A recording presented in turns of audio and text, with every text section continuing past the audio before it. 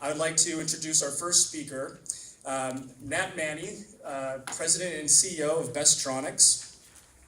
Nat has been in the advanced manufacturing space for a very long time. Before being President and CEO of Bestronics, he served in executive leadership roles at Sanmina, Fabrinet, and IBM.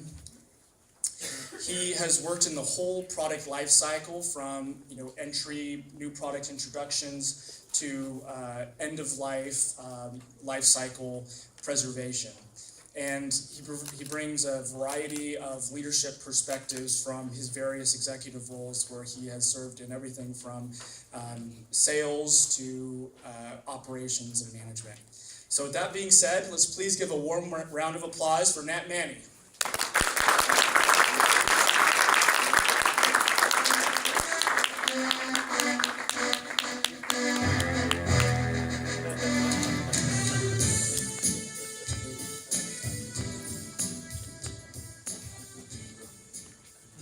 Thank you, Donovan, for the introduction. Again, welcome everyone to the event. I've been in manufacturing, I would say, one way or the other, the last 30 years. So the millennials may consider me a fossil. We have a lot of, obviously, exciting things going on in the world of advanced manufacturing. You'll hear a lot about it today in terms of innovations in IoT, sensing data, real-time analytics, and all that. And all that is exciting. I'm also a participant in some of that thought process going forward. My talk here essentially is focusing on the organizational aspect of it, as to how we put together a structure that makes it possible for the folks that need to do the advanced manufacturing, that makes them much more productive than what a traditional structure would be. And interestingly enough, if you look at it, we don't need to look very far. It's our brothers and sisters across the state that have essentially come up with what I call the Hollywood studio model, which I think is absolutely appropriate to organize ourselves for advanced manufacturing. We all know Steven Spielberg. I believe he grew up in the Bay Area. And one of the things when he talks about, when he says that, he talks about magic and movies, what he's effectively saying is, he's talking about the process of how something gets put together. There's a lot of interesting and very intense sort of effort, and when a Hollywood studio gets organized to put together a movie, so the result is there's an incredible amount of passion for the folks that put these things together. So we need to kind of think of manufacturing not as just one step in the process, but something that can create a lot of excitement around it and what we call magic. And why is there magic? If you look at how a project gets put together, there's a diverse skill group of people with a variety of skills, and they are effectively coming together because they all have something to contribute.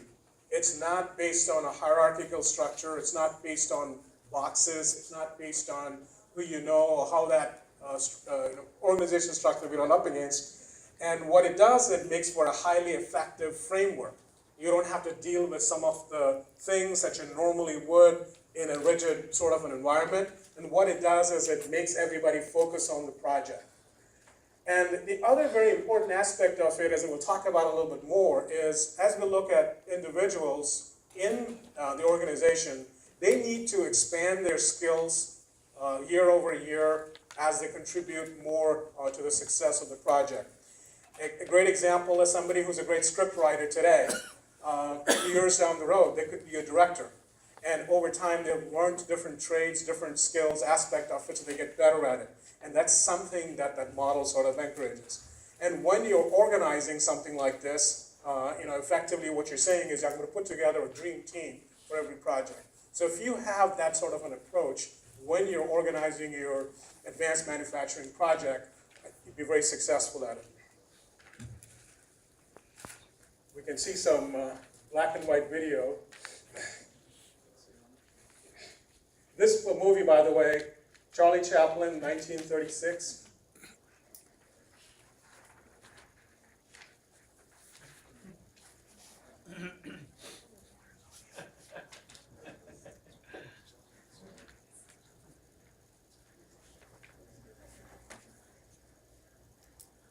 Silent movie, right?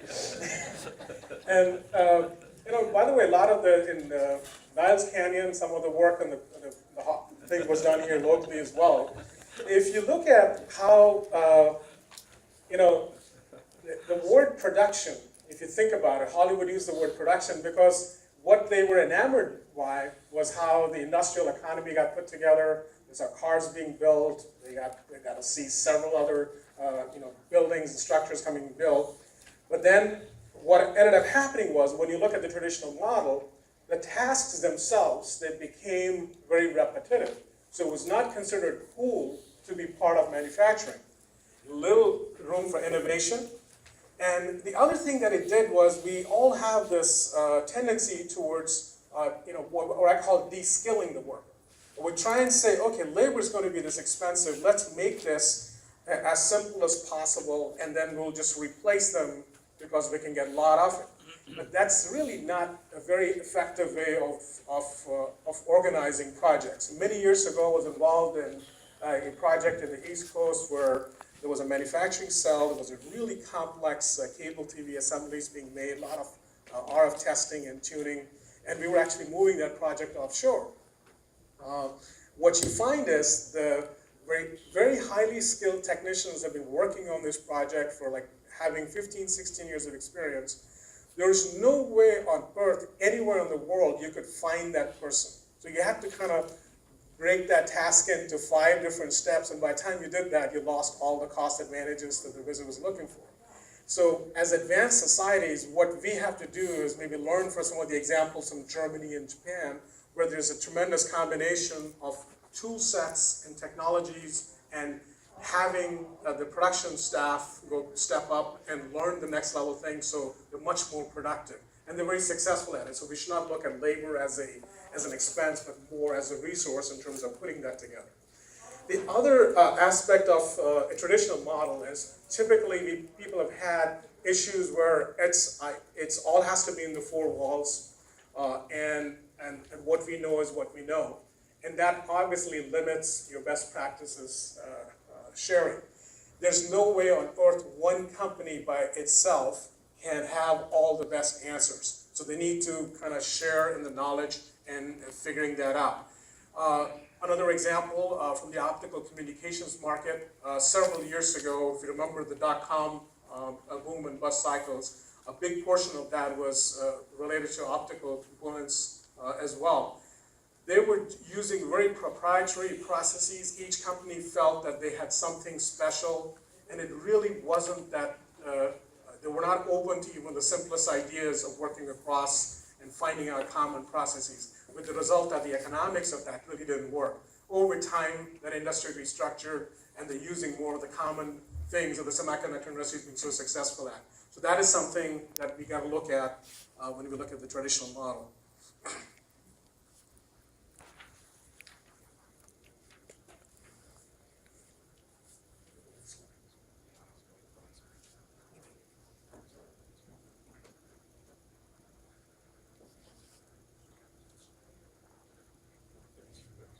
And this brings to another, thought process in how people are, right?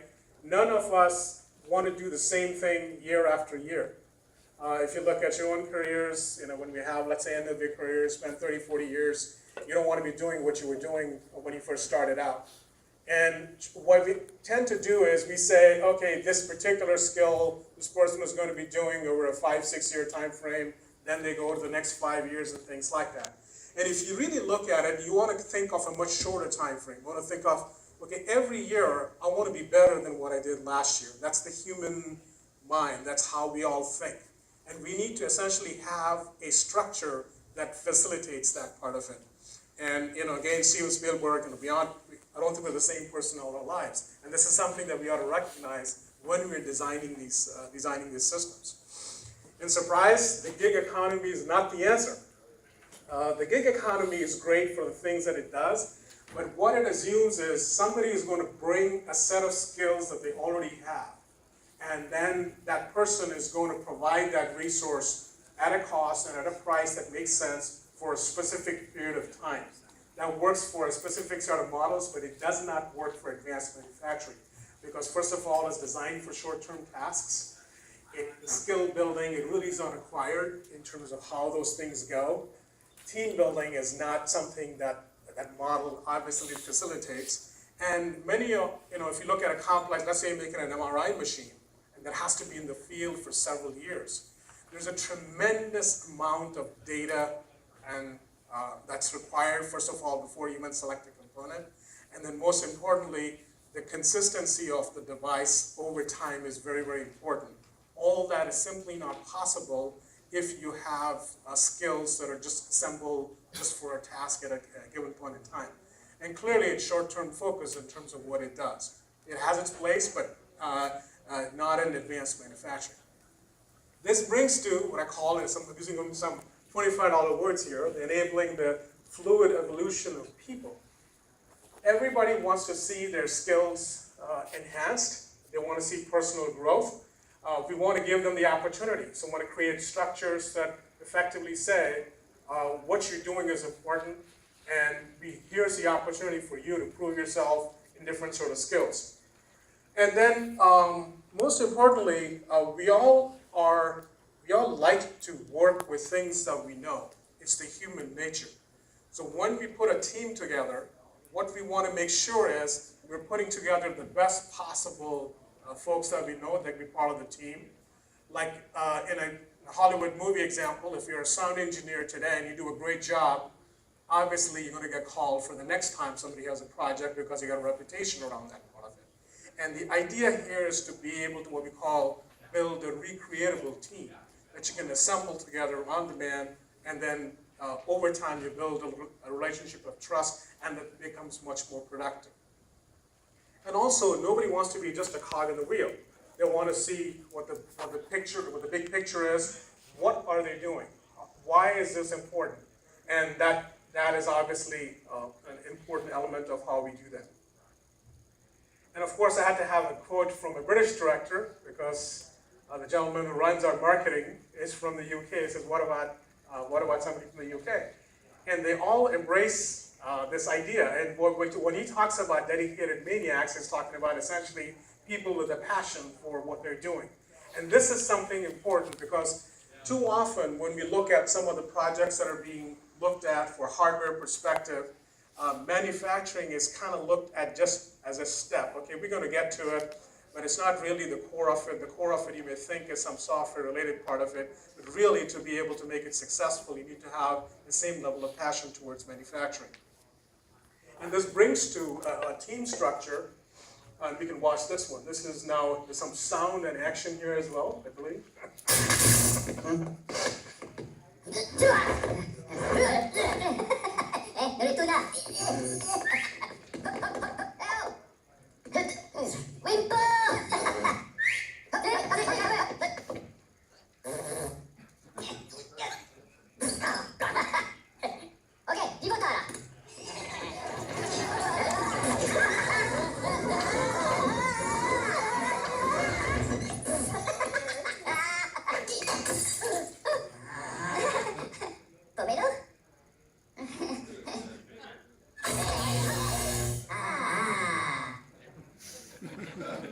So many of the things that you will see later today about the innovations in manufacturing data systems, IoT, Industry 4.0, and others, all will call for, one way or the other, a dynamic team, which is effectively providing real-time innovation. It's a project-specific sort of organization around it.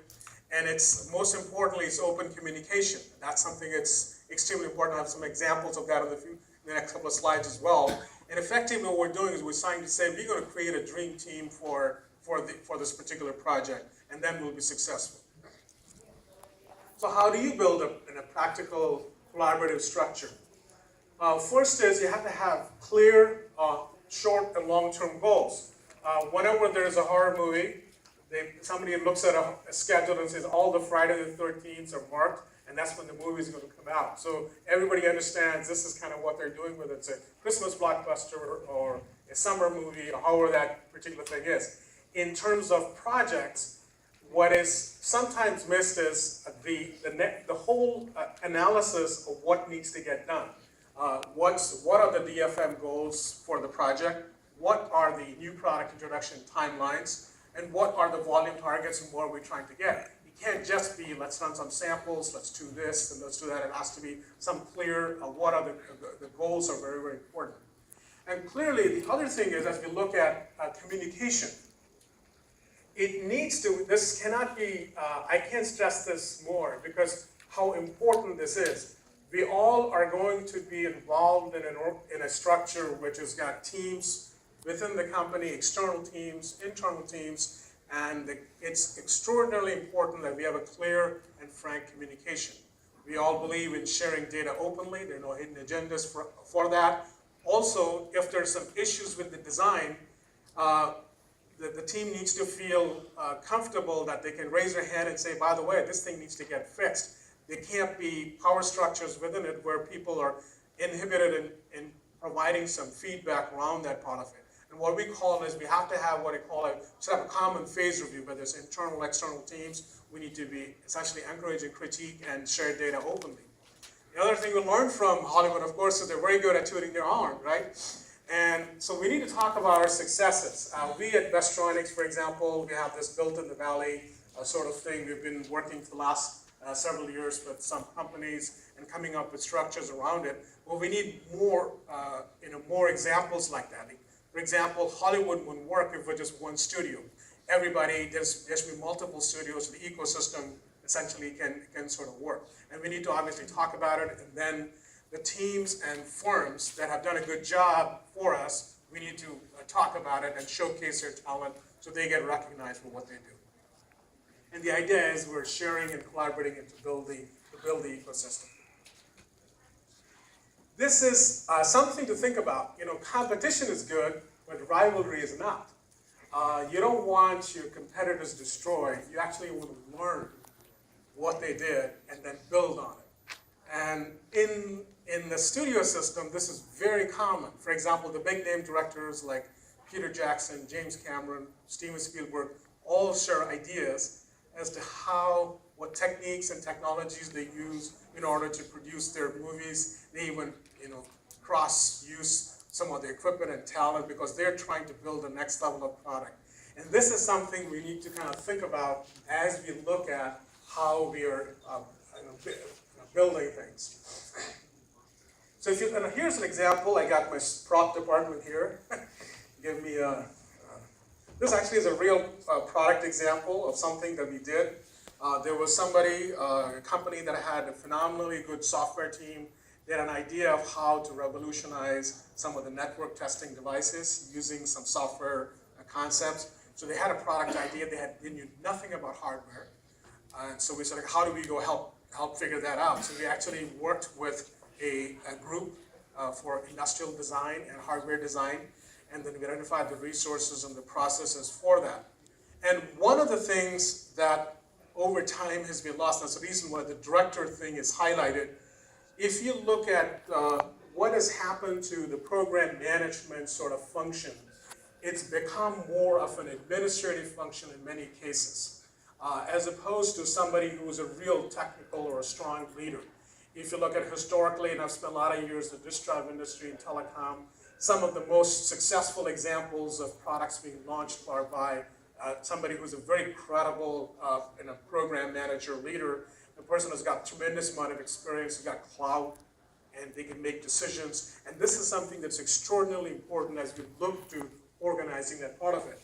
Ironically, going back to a Hollywood example, several years ago, the studio said, well, we'll get big name stars, we'll get a script, we'll skimp on the budget for the director, we'll just get a director, because all the director does is just set up shooting schedules. One example of the movie is Billy Batgate with that, I think Dustin Hoffman and some of the other big name stars. The movie just didn't work. So clearly you need somebody with the credibility and all that to put that thing together. And of course, the other functions about the reason we talk about it, if you got to have, before we look at a product, what is the sales channel going to be, how is it going to get built, and all that thing has to get laid out, and having somebody that's going to keep the team focused is extremely important. And some of you say, well, Hollywood has got tremendous amount of money, we're in manufacturing, and so cost don't matter. Not true. Some of the good ideas, they come from there. You look at, Steven Spielberg talking about, why use why pay $1 for a bookmark when you can use a book, why not use $1 as a bookmark? So, and this is something, by the way, Clint Eastwood learned. He, as you know, grew up in the Bay Area, and he was becoming a very successful movie star in the late 60s, early 70s. And then he was in, I think, in a movie called, I believe it was called Paint Your Wagon. He was in a movie set where you spent a lot of time where the thing was out of control, the costs were out of control, the schedules weren't being met, and the movie ended up costing a lot of money. So he really started thinking to himself, there's got to be a better way of doing this thing. So he effectively formed, around that time, a multi production company. And if you look at the last so many years, they've produced several successful projects. They run it on a time, and he's got critical success. He got Oscar awards, and movies have been successful as well. And effectively, what it is that something like this does is you look at how the structures need to get set up. Effectively, it is, do I have teamwork? Is there a clarity of purpose in what I'm doing? And are there clear roles and responsibilities? And then also, most importantly, is there a framework for repeat collaboration so I could go set this thing over and over again? And of course, the word that we all love in manufacturing is continuous improvement. Obviously, this becomes a standard. So if you look at a project that comes along over time that you're improving and you're learning from it, and if you create a structure like that, we could do that part of it. Now this kind of comes back to why we're all here, why we all believe in manufacturing. So if you look at the examples that today we think about primarily software, but if you look at the successful companies in the Valley, what do they have? Apple has a phenomenal hardware platform to provide their software. Google, when it first started out, they didn't think they would ever get into hardware. They started just working on the search algorithms, but then if you look at it, what they needed, they had to effectively redesign the entire optical ring. And now they're making chips for data center processors. Amazon, when it first started out, they thought they were just going to be a shopping engine. But you look at one of the things they're getting into, they're getting more press for Echo than probably for the service itself. So clearly, manufacturing is extraordinarily important in terms of how these things go. And we have an ability, obviously, here in the Valley to do all that. And we don't need to look at very far and how to organize ourselves to be successful. Anyway, so that's kind of what I have to say about